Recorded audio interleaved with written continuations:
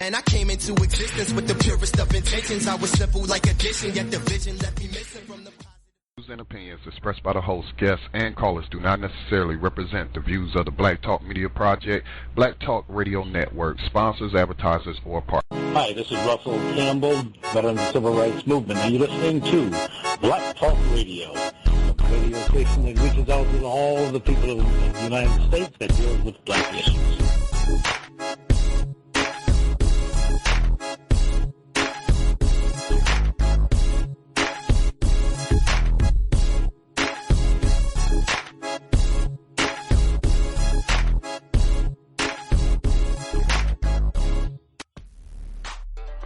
Welcome to Black Talk Radio News. It is Thursday night, and so that means that it is Political Prisoner Radio on Black Talk Radio. Scotty Reed in for another broadcast, and tonight, let me just put this out there, because this is only the third show that we've done on Thursday nights called Political Prisoner Radio.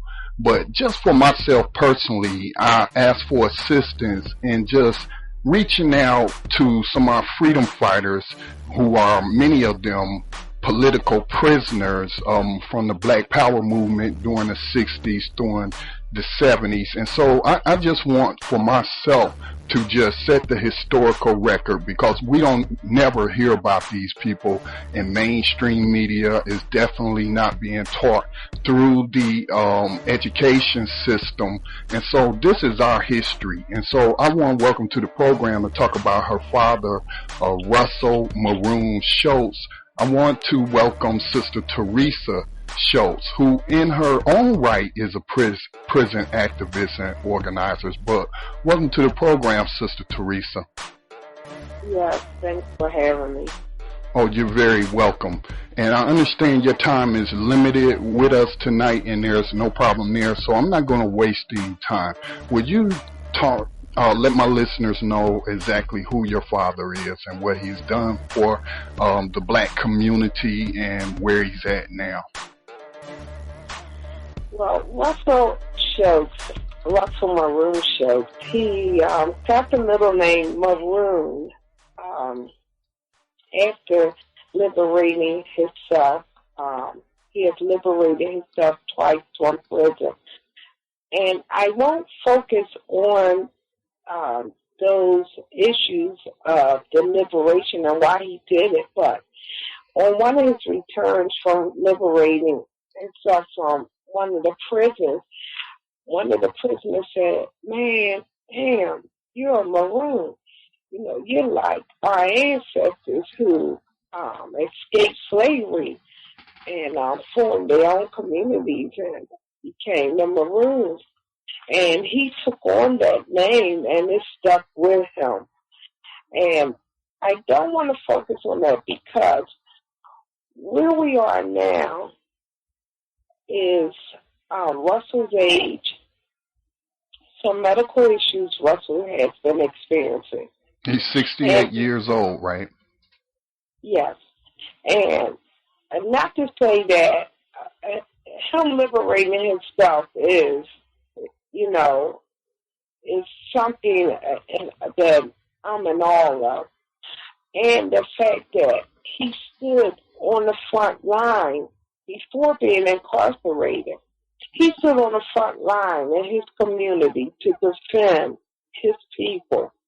He started the Black Unity Council in Philadelphia, who later merged with the Black Panther Party. And in doing so, he often tells me that everything that he did, and to this day, is for the love of his people. Even being in solitary confinement, he's still educating from behind bars. But we're going to focus on what's going on now with him. Okay. He's approaching 70 years of age. And he's been in prison 40 years. Within those 40 years, he spent some 20-plus years in solitary confinement. So we're talking 23-hour lockdown, and sometimes 24 hours a day, because he's not in control of his movement. Therefore, if the guards attempt to play some type of game or feel like they're not going to let him outside of his cell for the 1 hour outdoor activity in which he's only allowed into another cage, but it's outdoor. If they decide that that shouldn't happen, then he can be locked down in a cell 24 hours in one day. If I may interject, Sister Theresa, that's very inhumane treatment. And, you know, I'm not a lawyer or human rights lawyer or anything, but just having basic human decency and a sense of what's right and wrong when we have groups out here called PETA that, you know, are out there protesting, and there's laws against how you can treat animals that's kept in the zoo. So here we have your father, a human being, being treated in such a manner. Exactly. And outside of, you know, there are many others that are housed in solitary confinement.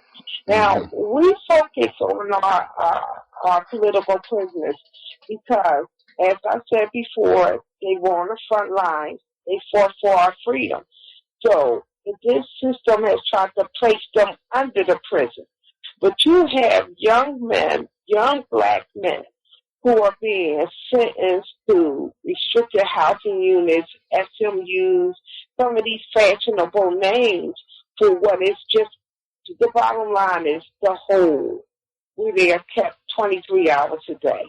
Some are not receiving medical attention. We have a lot of mentally ill folks who are placed in these restricted housing units, the whole, and denied medical treatment, denied some of the basic human rights. I received a letter this week where in a Pennsylvania prison, there's a mentally ill prisoner at SCI Forest who hasn't been properly fed, hasn't been given his proper medication that he needs to function on a daily basis mentally. He's just stressed and he's eating his own feces. And wow. That's the type inhumane stuff that's going on. Fortunately, Russell, although he's stressed because it's just so much a person can take. Sister Theresa, you know, we've had a chance. We talked about Hugo Pernell, about maybe a couple of shows ago. He's been on lockdown, I think almost 40 years of that in solitary confinement. That's enough to drive a person mentally insane. You're talking about all human contact cut off. You're in a cell, and if they let you out for an hour, that's like you said, into another cage. And so, and even that's almost isolated. But you know, the bottom line is, I can go on in reference to Russell and our political prisoners, and even some of our young black males who are being housed in these units and just left to rot away. The correctional system is using these holes, these 23-hour lockdowns as punishment, whereas an inmate is punished to a unit maybe 30 days. But with that type of stress, some of these inmates act out in a manner in which you'll find some of them cutting themselves, hurting themselves, just to get out of that cell, to get some kind of human contact, whether it be from a nurse or the guards, just to get out of the cell. They will hurt themselves, to have some kind of companion, some one-on-one with someone. Sister Theresa, now getting back to your father, Brother Russell, I think I have some information that says that he's not even allowed to have family visits? Well, there are family visits, but there's no physical contact. Okay. He's behind the glass. He's shackled, hand and the legs are shackled. Even behind the glass, where there's no touching, he cannot reach to touch. But even behind the glass, he's shackled. And we haven't physically touched them in more than 20 years. Even the visits with these solitary units are restricted. There's 1 hour a week. We try to see him at least every 3 months, just to keep the wheel spinning, to keep him, have that contact from your family makes a big difference. We're seeing prisoners who are placed. My father is 7 hours away from Philadelphia, which is just inhumane in itself, to take someone so far away from their family. And we're seeing prisoners who don't receive visits.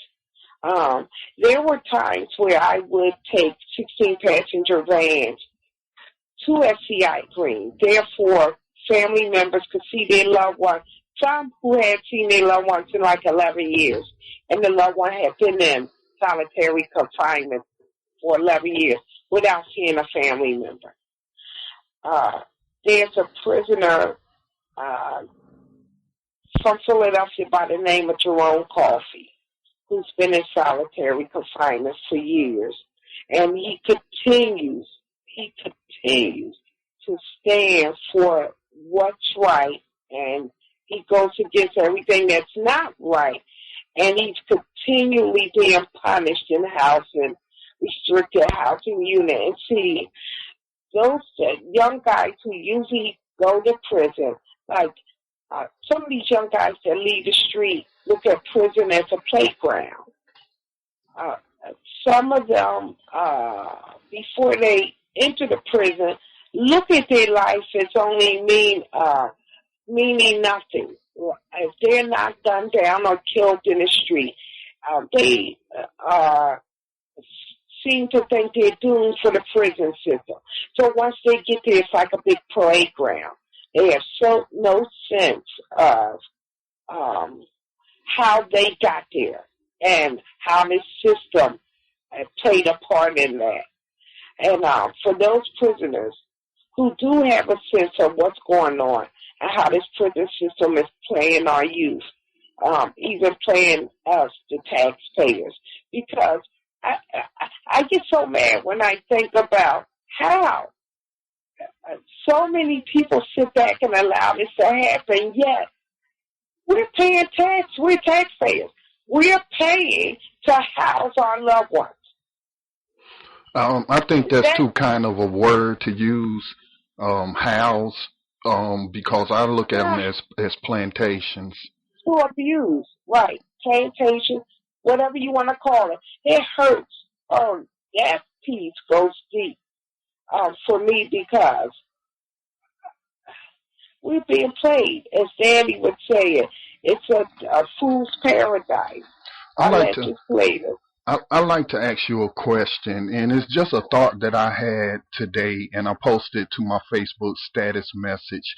And the ideal arose out of, and it's not an original ideal, I admit that, but I think it's something worth talking about to a larger audience. But I interviewed the New Jersey weed man, and he's pretty well known, especially those in Hollywood. They know who he is, and he's facing trial in New Jersey for a pound of weed. He's a medical patient, has a card from the state of California, and now New Jersey in 2010 legalized marijuana. So now you got two laws on the book, but look, just to cut through all the BS, jury nullification. I don't know if you've ever heard that term, but we the people are the ones that's sitting on these juries, and if we weren't convicting these people for nonviolent drug crimes, then they wouldn't be, enslaved on these plantations. So we are helping them to enslave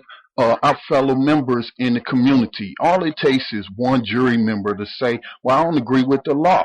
After my interview with you, and hopefully later you can catch the podcast where I'm going to talk about this case where this college student, a black kid, had a marijuana business with a partner in California, just marijuana, and now he's facing 20 years after he done made about $1 million in 2 years. He should, like some people said on the post, he should be rewarded for his entrepreneurship, and he created jobs, and they caught him by them depositing money in the bank. The same banks, mind you, that the federal government gives a pass on when they get caught laundering drug money. So we don't have to participate. If you get called on a jury, okay, then all you have to do is say not guilty. We don't have to participate, so let's occupy the jury box. What are your thoughts on that, Sister Theresa? I agree. Unfortunately, I'm never selected. I receive a jury duty notice at least maybe once a year, but I do apply because I do want to sit on a jury and I do want to make a difference, but I'm always denied. Therefore, we kind of know why. But yes, I think I live in a community where a lot of folks that I talk to, and when we talk about this jury thing, don't want any parts of the court system. They don't want to do jury duty. They want to stay far away from these criminal so-called justice centers. But we must make it our business to occupy these jurors, become jurors, and do our part and find folks not guilty. Because it's just needed. And it's got to go beyond our community as well. Let's make it a part of the broader Occupy movement. Occupy the jury box. We have people occupying Wall Street, and so they know the injustice that's going on in the criminal justice system. So we need to make that part of it. There's no justice. We occupied the Justice Department in Washington, D.C. on the 24th, on Mamiya's birthday. And, when you look up justice, there are 3 different definitions. And you could be justified or justice can be placed on you. But I really don't see or hear any justice. And it was an excellent, I was so glad to see everyone that came out. And we have to continue to do that because there's no justice. And the justice that is supposed to stand here, that they stand on here in America, there's no justice. Not for our community, not for our people. And if we have to continue to go to occupy that Justice Department, to occupy courtrooms, we have to do what we have to do. Philadelphia is in a position to close at least 60 public schools, but yet they're building juvenile detention centers. Where does that leave the youth? You're talking about closing down public schools. Now, what's so wrong with public schools? Now, I'm not going to say they're the perfect way to be educated, because we're going with a system that didn't even want to educate our folks. But what we're looking at is money, and it looks like our governor has money for prisons in the same pot that's for our education. So when you talk about the governor going in and getting money to put into our public schools, he pulls out more money to go towards the prison system. We have a Governor Corbett here in Pennsylvania, who wants to spend $600 and something million to build new prisons and expand SCI Greater Prison. And they're looking to house more than 200 women at Greater Prison. Why are they looking to house our women? I mean, because they can put them to work too. All right, but when you talk about a government who don't care anything about education, don't care anything about our youth, don't care anything about our women, our backbone of our community, then you're talking about a government that don't care about nothing. But profits. Because there's a profit motive to it, and some articles came out in the last couple of weeks with, I forget the name of the company, but it's the largest prison corporation in America, probably the world. But they sent an email or a letter. Somehow the communications got intercepted and leaked to the media. But they made an agreement with various governors to buy the state-owned prison complexes.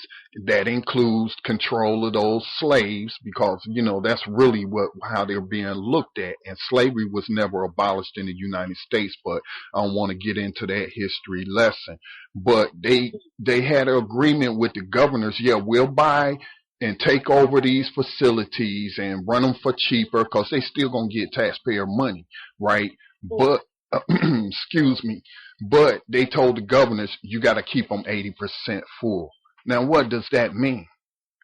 You got to keep them 80. So you're going to target members of the community, citizens, for the sole purpose of putting them on a plantation to make a private corporation some money. That's slavery, and that was a conspiracy. People don't understand war has been declared on us.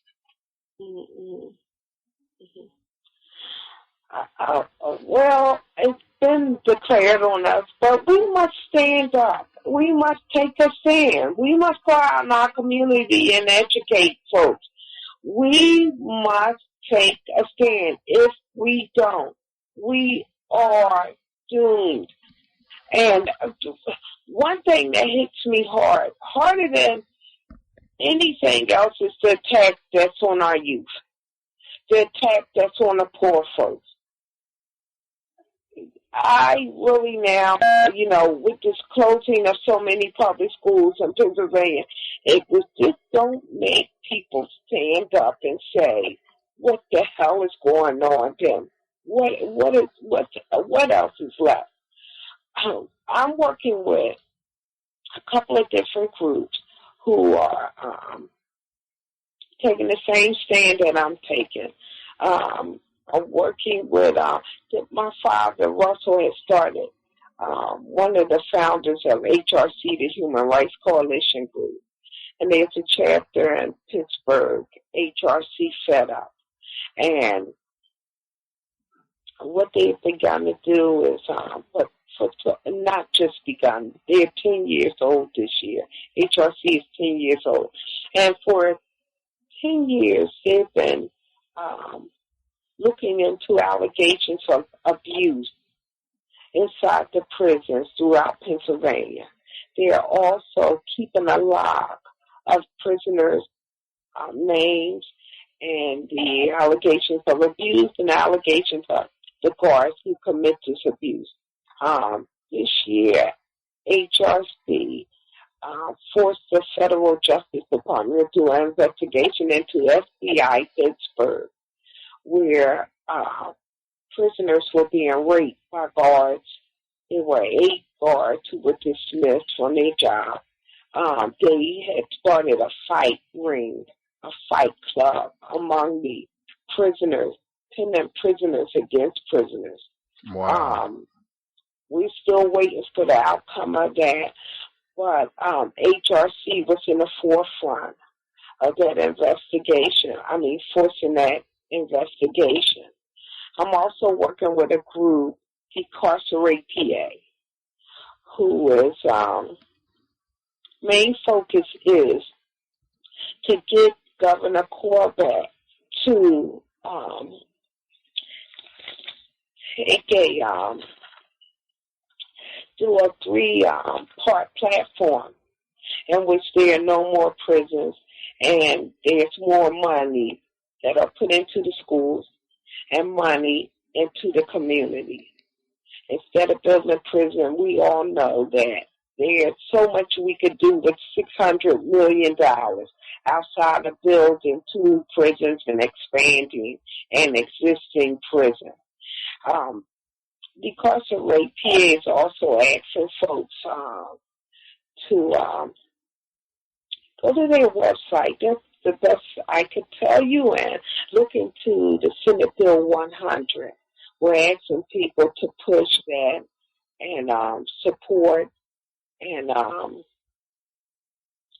help us to build a campaign against the expansion of new prisons. And the bottom line is we're doing an international, we're launching an international campaign to free Russell from solitary confinement. And Scientific Soul Sessions is spearheading that campaign. May the 5th will be our launch, kickoff campaign launch party, and it's going to be held in New York, May the 5th, 6 to 8 p.m. at St. Mary's Church at 521 West 126th Street. So we're asking folks to come out, get information on the campaign, join Scientific Soul Session, and building the campaign and creating some pinpointing areas in which we can best help to free Maroon, and not just from solitary confinement, but to free him from prison. Actually, to free all political prisoners. You know, the other thing that I'm going to really stress and work hard on this year is to get into the community and really acknowledge our political prisoners, make our community aware of our political prisoners. And the bottom line is, you can go in communities, and we do it here in Philadelphia. There are a number of groups who are on the front lines to fight against this present-day prison system here in Pennsylvania. But you know, you can go in the community and say, we're looking for freedom for our political prisoners. And people look at you staring with their dead face because they don't know what a political prisoner is. Mm-hmm. So, because they're listening to corporate radio. But please go ahead. I don't mean to interrupt, but that's why they're brainwashed to and programmed not to think about such things. Right.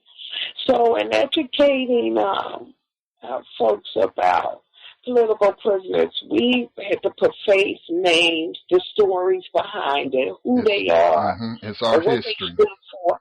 Right. Because if we don't, well, we will. I'm not even going to think that way because and your radio show is creating that open door. So I want to thank you because we're educating folks as we go on now. But I want folks to definitely go to Scientific Soul website and check out what we're doing for Maroon. I want people to not so much focus on the past. We're talking about an elderly man who's 70 years old. Right. Who's still, this is how is this so, how is this able to happen with our political prisoners? Well, you know, especially when I hear about President Clinton, not President Clinton, but Secretary of State Clinton and many Secretary of States before her try to point at political prisoners in places like China or Taiwan or wherever in the world, when you got all of these political prisoners, the majority of them are black, and the way that you are torturing them and treating them, you know, how dare you, you know, China has said this to the United States. So the people, we the people, have to start calling them out on it. We definitely do, because the United States won't acknowledge our political prisoners. So if they won't acknowledge them, we got to force them to acknowledge our political prisoners. We must make it known, because they are political prisoners here. But in all of that, the United States don't want to acknowledge any of its ill ways. But the bottom line is we must make that happen. No one else is going to do this for us. We must make it happen. And there are a number of organizations that's been working on it for years. There are people coming to this table on a regular basis now, because this is a real issue. And our political prisoners are dying. I won't say we're so fortunate. My family has fought every medical issue that Russell has experienced. And, I mean, you should not have to fight for medical attention with a prisoner. Exactly. As I said before, there's tax dollars that are being used, my money, my tax dollars, that you refuse to get in my father who's behind bars. I will fight you every step of the way to make sure he gets medical. But that's not everything. The medical, yes, we've been fortunate enough to keep him alive, and he has faced some real medical issues that someone at his age, especially eating that terrible diet that he's forced to eat, who had to and is forced to experience heart issues, and now he's just experiencing cataracts, which is something that elderly folks sometimes come down with. And we have been fortunate enough to fight to get him medical, but we lost Bashir a couple of years ago. We're losing our political prisoners up in age. And the generation that really knows the history of our political prisoners, my daddy's generation, they are dying off. So we have to teach our youth, the folks who are our age, my age, and younger, must know who our political prisoners are. And if we have to do that through oral... They must be very much made aware of, because my dad, I look at my dad as my hero. I mean, he's bigger than any Spider-Man and stuff I was brought up on and television and brainwashed. The Easter Bunny, who's not coming to deliver any aids or anything like that. My hero is my dad and other political prisoners.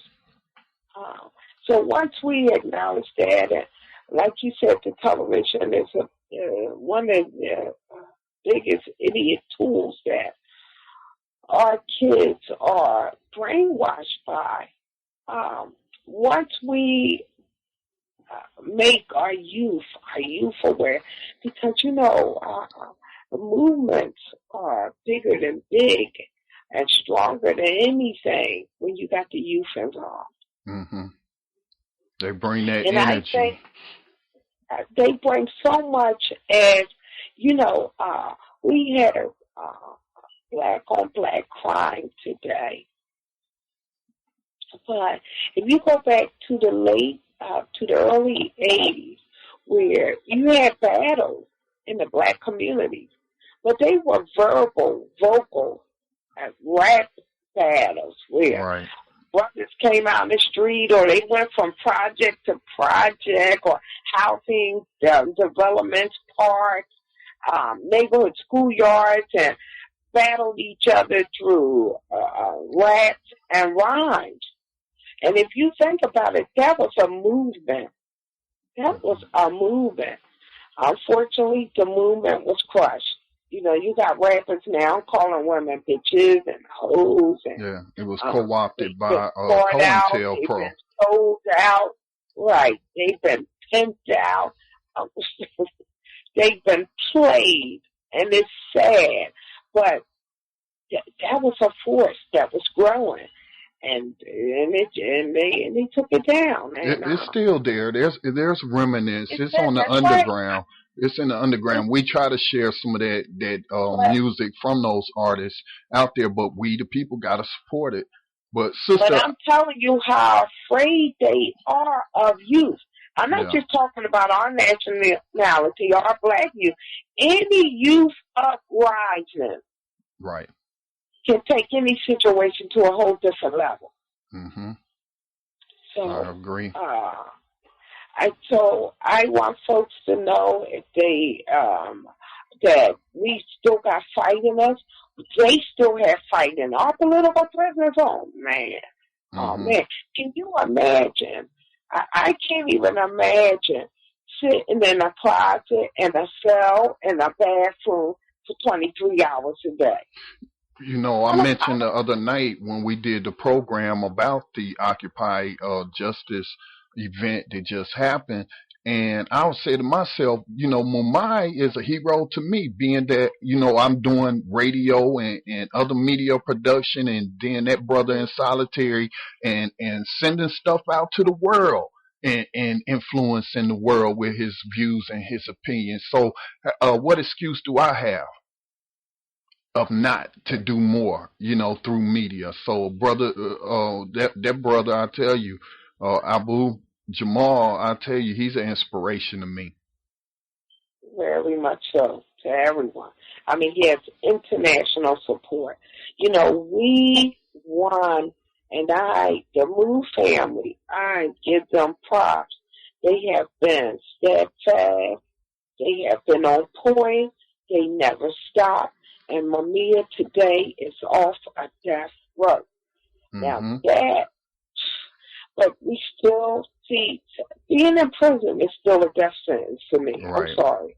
I want my daddy out of solitary confinement. But even in population, that's a death system. We got to get rid of prisons and this system. There's another way, and it's not the prison way. We must abolish the prison system. We must free our political prisoners. We must free Mamiya. And we just got to move forward on that same support that got Mamiya off. That's a victory now. You know, we got to make sure we you know, congratulate ourselves, and but that's not enough. Yeah, but it's proof. It's proof. It's proof that if you're willing to put in the work, that you can get results. And like you said, we just got to attract more young people. And now we have this technology, you know, and with the advent of social media, now, you know what I'm saying, people can come together on these causes and put pressure to crush the system. So I'm encouraged. And, you know, with the Trayvon Martin, you know, it's, you know, not just Trayvon, you know, there's so many other black Rakia Boyd, Ramarley Graham. Right. And I had a discussion about this recently, but why? Why did he get so much media and coverage? And, you know, you hate to say that it's election time, that legislators are looking at, you know, numbers and votes. I don't want to say that, but it's the truth. It's not just Trayvon. There are a number of youth been gunned down this year by cops. Right. And we got to hold our legislators responsible. Yeah. I mean, don't look at Trayvon as a step up or media coverage that our legislators are looking to stand side by side with us because it's election time. I'm talking about outside of election time. If you got legislators or state representatives in our community that's not doing what they're supposed to do, then you hold them accountable. You stand outside of their door during election time and you make it known that we're not going to vote for you. Because they're just as bad as any bully, as any criminal. When they use us, come to our communities, or they're big on going to churches during election time, and they make promises that they don't stand by, that's criminal to me. Yeah. To me, that's criminal. Handcuff them also. You know, put them away because they're selling us out and they're selling us down the tube and they're selling our youth bigger than anything. The war against our youth, the war against the poor, it's gotten to a point now that we should not be tolerating any more of this. Well, Sister Theresa, if I may interject, though, you know, a lot of the things you're talking about is implemented through the states. And, you know, we have to do better as a people. In order to hold these people accountable, we got to be registered to vote. You know, now I know a lot of us can't vote because they done stuck us with these felonies and they going to keep sticking us with felonies to take away our voting rights. But there are a lot of people that are eligible that don't vote. And even including our 18-year-olds. And I told my daughters and them, when you turn 18, if you don't know how to vote, I'll tell you how to vote, but you're going to vote. And that's to put them in the habit of going to the polls. And as a people, be taking elections off. And we can't afford to keep doing that. And we also had to not make any alliances with any of the either side of the two-headed monster called, you know, the Republicans and the Democrats. We had to hold Democrats just as responsible or hold their feet to the fire just as we would the Republicans. And media is being used to make us think, you know, it's all one party when it's both. Right, and you know that election thing, that's a whole nother topic because... Right. But we still have to register to vote. Because in some states, that's where they pick the jury pool from. And going back to occupy the jury box, that's where they pick it. We got to get on these juries. Here in North Carolina, you know, it's being revealed through this Racial Justice Act that was passed, and they just freed this one brother off of his death sentence, and now he got life. But the information that came out of that showed how racism was used by prosecutors to keep blacks off the jury.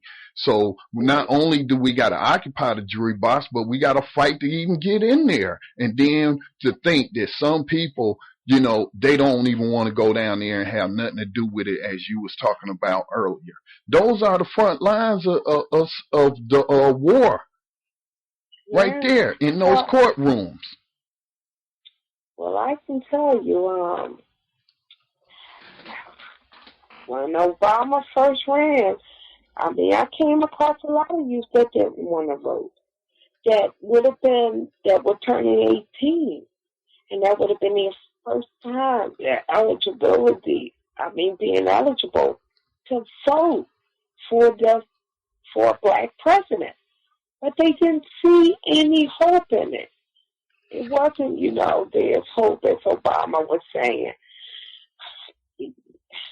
You know, we have our ancestors who died, who a lot of them died for the privilege to vote. And then you have youth today who thinks that the vote, who look at the vote as meaning nothing. So you got people that are torn in between. Should I vote or should I not vote?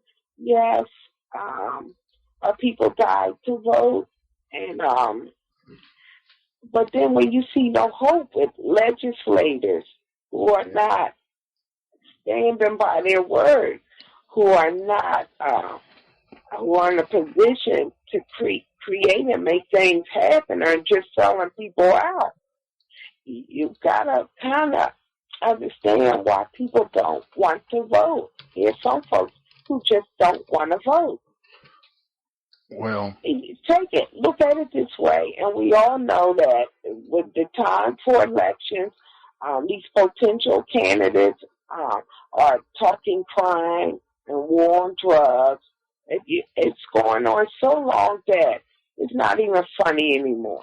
Well, see, you mentioned Obama, and I just criticized him last night, did a program for his marijuana policy. Okay, brother, I understand you can't go the full yard, and legalize cocaine and all the other drugs, but, when you got 700,000 black and brown boys being locked up every year, stuck with felonies, get them kicked out of school, this, that, and the other, enslaved on the prison plantation, and you're talking about legalization isn't the answer. You don't want to talk about it. You got 6 Latin American countries telling you, leaders of those countries telling you, look, we got to bring an end to this drug war. We got to legalize drugs because thousands of people are being murdered on our street because of the black, market that you've created with drug prohibition. So we have to make, we have to make our demands on President Obama and whoever else. It don't matter. Well, this drug war is the biggest problem with youth being locked up, and that's when you go into America and drugs, that's a whole nother story. But when you look at the crime rate now, for a lot of cities, the crime rate is really down. Mm-hmm. It is. But we allow, in some states, the crime rate has gone down, but we allow them to play the same game, the legislators. Every time they are bidding for these positions, that they want to do war on crime, war on guns, and it's actually a war on the community, because if people just wake up and listen to the same story that's being told to them every 4 years, or during the primaries, it's the same. What else have you got for us? Outside of your war on crime and drugs and building new prisons, what about the school system? What about feeding folks? What about the people with no jobs, the poor people? We are hungry people here in the United States. Kids are going to bed hungry at night. But you don't hear any of those issues. What about all Americans that don't have proper medical care? And this is why we fight so hard for those prisoners who are being denied medical. And my dad, I fight. I really go the extra mile, because if we have Americans outside of the prison who don't have proper medical insurance, what the hell you think they're going to give a prisoner? Exactly. So, we've been fortunate enough to keep Russell alive, but he's 70 years old now. Being in solitary confinement has contributed to the heart disease that he has contributed to his eyesight. He's housed in a cell with lights that sometimes stay on 24 hours a day. I mean, even at night. It's torture. Those are torture tactics. Those are torture tactics. And so then you're breathing that same recycled air. There's not enough sunlight. So these conditions do contribute to an inmate's demise. We can't even imagine what's going on with that food that they're feeding. Right now, the Pennsylvania Department of Corrections are not providing ingredients on some of the packaged foods that the inmates receive. Oh, my goodness. There used to be a lemon tea drink where they would provide the ingredients, the sugar, whatever colors or whatever, artificial or natural so-called flavoring. But now the packages are coming in blank with no writing on them. You don't even know what you're drinking, what you're taking in. And we know that they're not getting any organic stuff. We don't know how contaminated the meats are, what's in the milk that they're drinking. So outside of fighting for proper medical, there's all different types of levels to fight on against the prison system. That's why it's got to be demolished. That's why it's got to go. Because it's not rehabilitating anyone. There's a higher rate of prisoners returning to prison. There's no real proper education being administered. We just have to get rid of it. Yeah, we have to finally abolish slavery, because that's what it is. It's slavery. But Sister, I can tell people they must. If you don't do nothing else, you must join an organization that is fighting against prison, any prison issue. But first and foremost, I want the family members, and that's what the Human Rights Organization was geared to do. What they were built on was to galvanize family members. We're talking about 2 million plus prisoners. If you just had one family member from each prisoner that's being housed now, you're talking about 2 million plus family members. See, you can change a vote with 10,000 votes. At least 10, 20,000 that wakes a legislative a candidate up.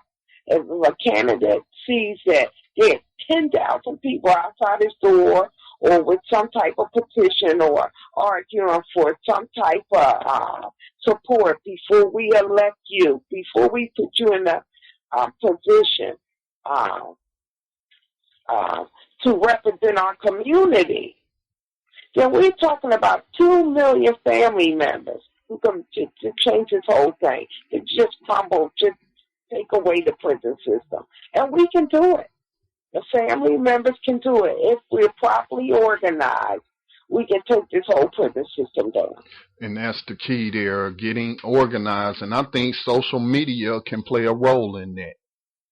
Very much so. And also, as I said, there are organizations throughout the country that's working on some level against the prison system.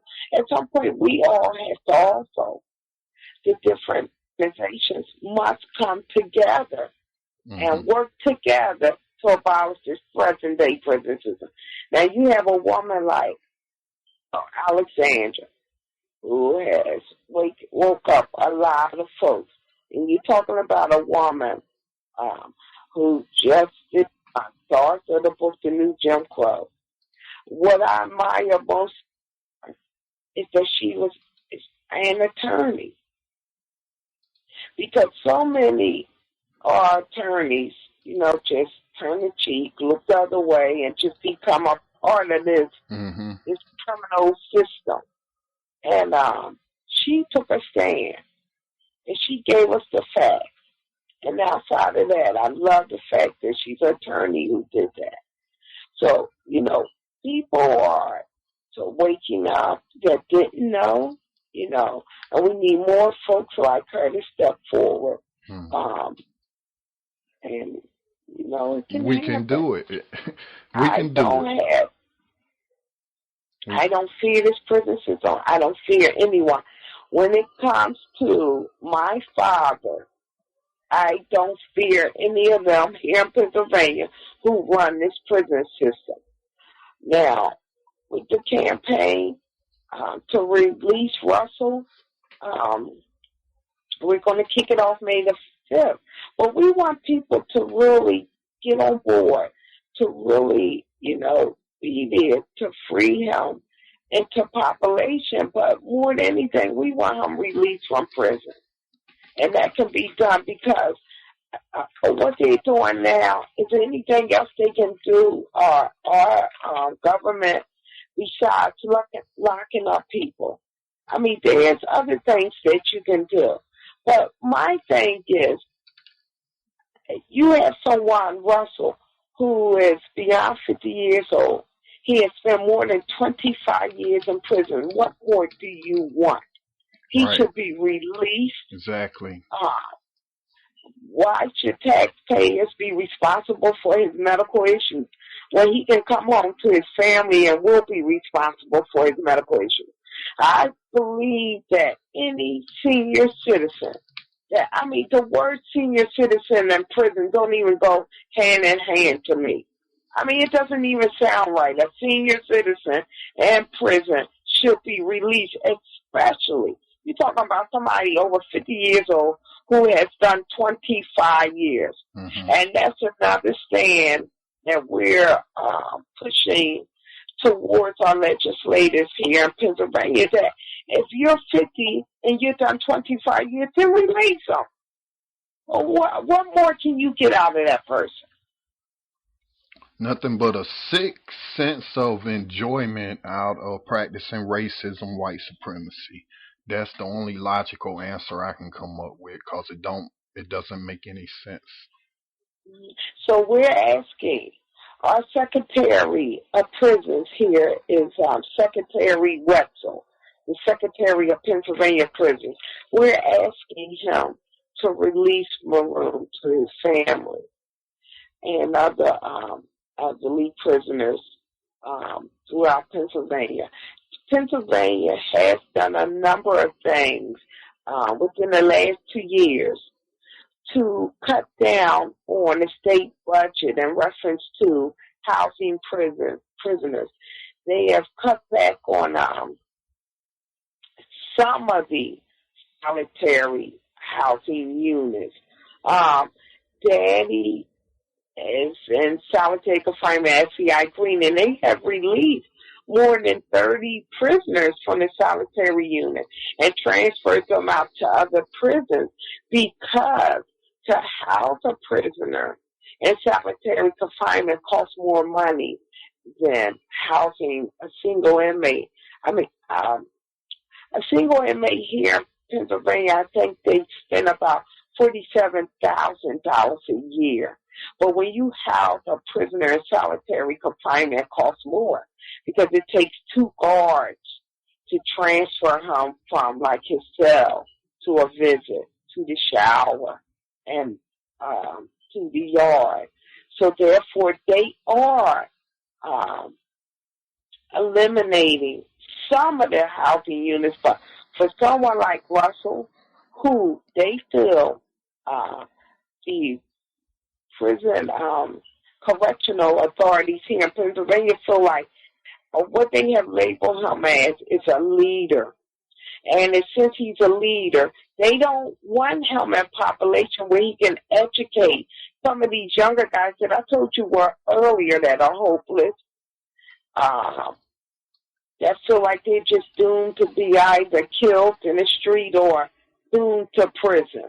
So when they get to prison, there's no hope. There's no nothing. It's like a big playground, and they lose sight of any birth, any rebirth, or anything.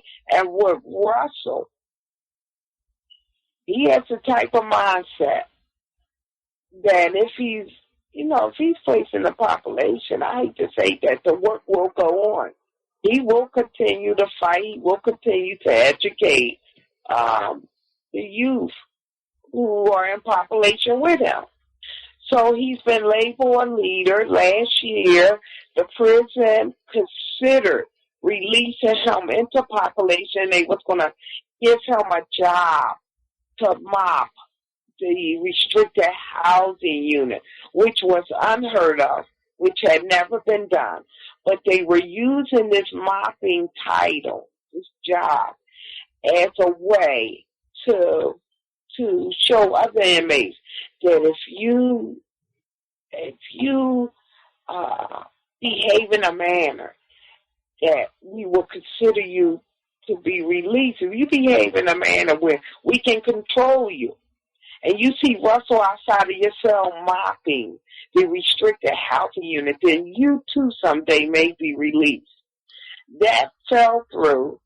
They didn't release Russell into solitary, into population. He never got that job. And to me, it was just all a farce. It was to say, okay, well, we evaluated him for the first time in more than 20 years, but he's still not ready to be released. And I was told on the phone, and I had an attorney on the phone, that he's a leader and we can't release him. And I said, do you realize what you're saying? He said, oh, yeah, I know what I'm saying. I'm just telling the truth. He's a leader, and I don't think we should release him. And when he was asked again, he was asked a year later, this official at the prison where Russell is.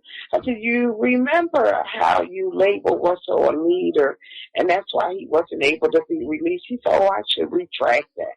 I shouldn't say he's a leader. You know, take that. I'd like to take that back. I said, just say that we can't afford to put him in population at this time. So that's where we are now.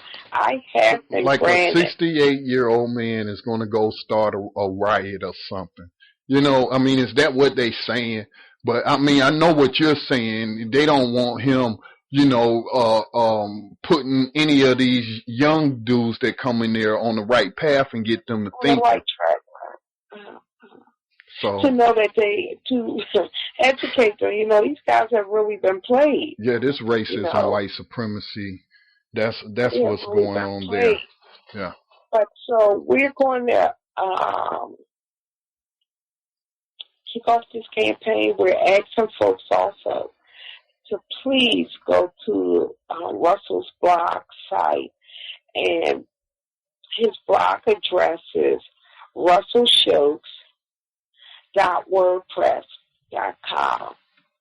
So we have a petition there that you can sign that asks for the release of Russell Maroon Shoatz into population. Sister Theresa, I have a link up, and I got russellmaroonshoatz.wordpress.com. Is that correct? Right. Okay. Yeah, good. and Shoatz, Russell name is often spelled with a S. The Shoatz sometimes has a S or a Z on the end. His biological name, he was named Shoatz with a Z on the end of Shoatz. Okay. But since he's been in prison, the administration added an S. It's on his medical forms. Everything has a. And I mean, they even took his name from him, huh?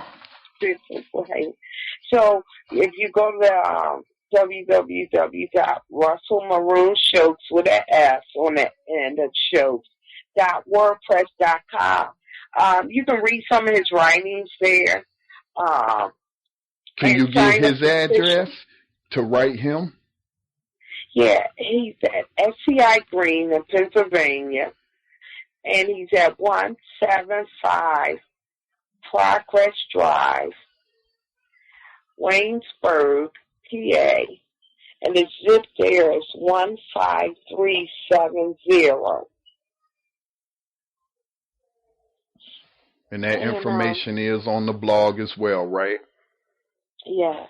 Well, Sister Theresa, we've come to the end of the broadcast, and I want to thank you because, you know, when we talked to you earlier, you only had a limited amount of time, but you stayed with us the whole hour. I could tell it was really important to you. I could hear the passion coming through, and, you know, what we do through Black Talk Radio Network is just trying to bring information to the masses. And so anything we can do to help, you know, please just let us know, and we'll do whatever we can. But as I want to also give you the last word, if anything that we talked about tonight that you want people to think about, what would that be as we close out the program? I would say, don't forget our political prisoners.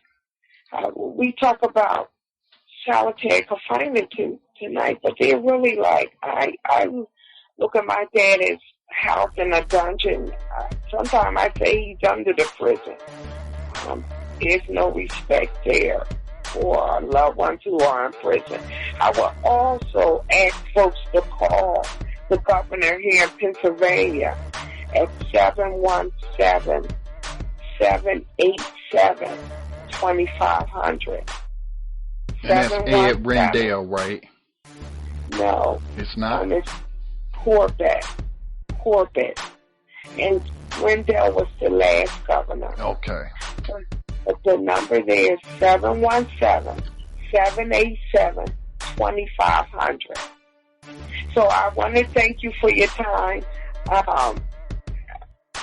And I want to thank everyone who's listening and who has supported Russell throughout this time with him in prison and has supported my family. And I want to thank you again, and I hope I've been of some assistance. It's late, and you've been a great help. You've been a great help. You've been a great help. Thank you so much, and we'll talk soon. You have a good night, Sister Theresa. Good night. Good night, everyone. That was Sister Theresa Shoatz, and she's an activist in her own right, and you got to really admire her for the passion that she has in fighting for her father and other political prisoners. And she's exactly right.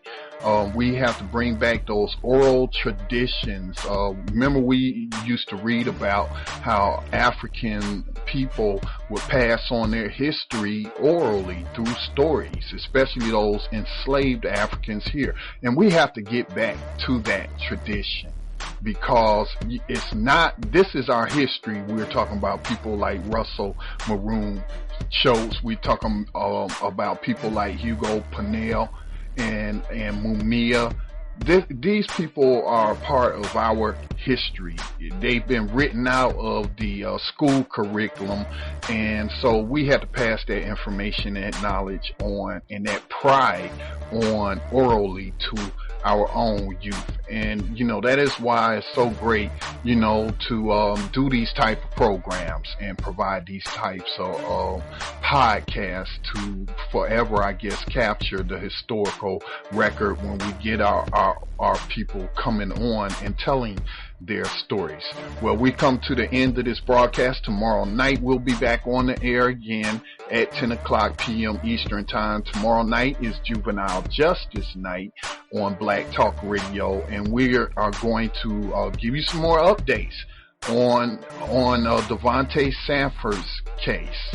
The rally was held just this past Monday to bring attention to his case, and so we'll have a person key in that, and also Tamiko Sanford, the mother, I believe, is coming on.